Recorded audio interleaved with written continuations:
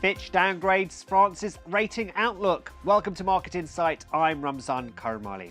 Well, the credit rating agency did maintain the country's AA- rating, but said it expected wider fiscal deficits.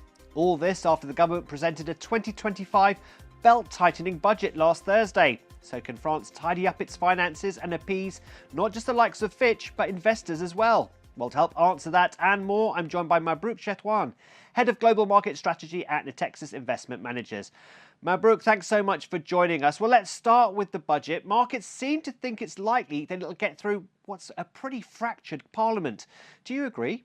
Well, I think this is doable, even if the direction of travel is quite long and very complicated to reach. The targets of the 60 billion euros to find before for the next budget, for the budget 2025, and clearly, what is a bit damaging for the French economy is that they will ask to the French consumer and to the corporates, to finance this deficit.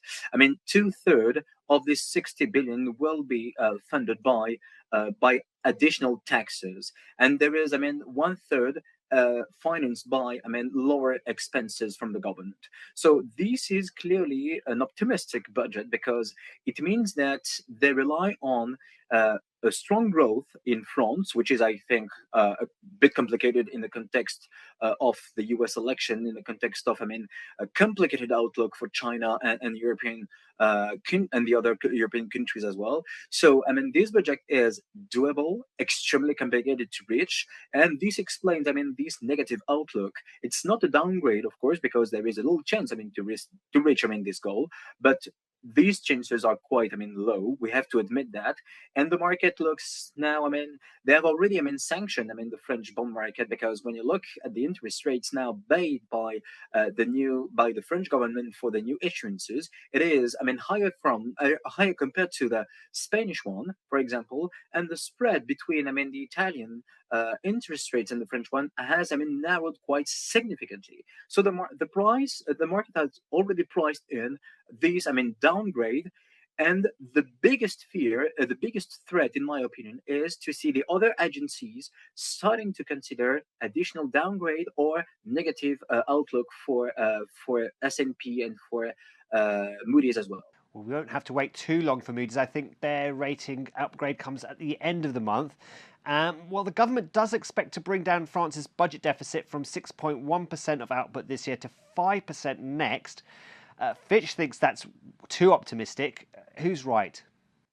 Well, I think, as I used to say, the truth is in the middle, because we cannot say that this budget is absolutely unrealistic. They can clearly, not reach, this 5%, but be close to this 5% target. And this is, I think, the message that the new Prime Minister, Mr. Barnier, wants to send to the market. Maybe our scenario is a bit optimistic, but we are on the right track, to reach something close to this target. And this is, I think, what the market is expecting. The market is not, expecting that we have to be exactly at 5%, but something close to 5%. And if the direction of travel is, the same for the year after, 2026 and 2027, and so on and so on and so forth, we can reach, this 3% deficit for in 2029, which is, what the Prime Minister has announced at the very beginning of its mandate. So, what matters in this story is the credibility of the government. They have to, to be close to this 5%, not to reach their 5%. Of course, it's like, central bank. We are not at the target. We are not to the 2% inflation target. We are close, and this is enough, to restore confidence from the markets. Now, the big event later this week is obviously the ECB rate decision. It seems nailed on we'll get a 25 basis point cut, but what do you want to hear in the monetary policy statement and press conference on Thursday? Well, there is no surprise, as you said. Regarding the ECB, they will lower by 25 basis point.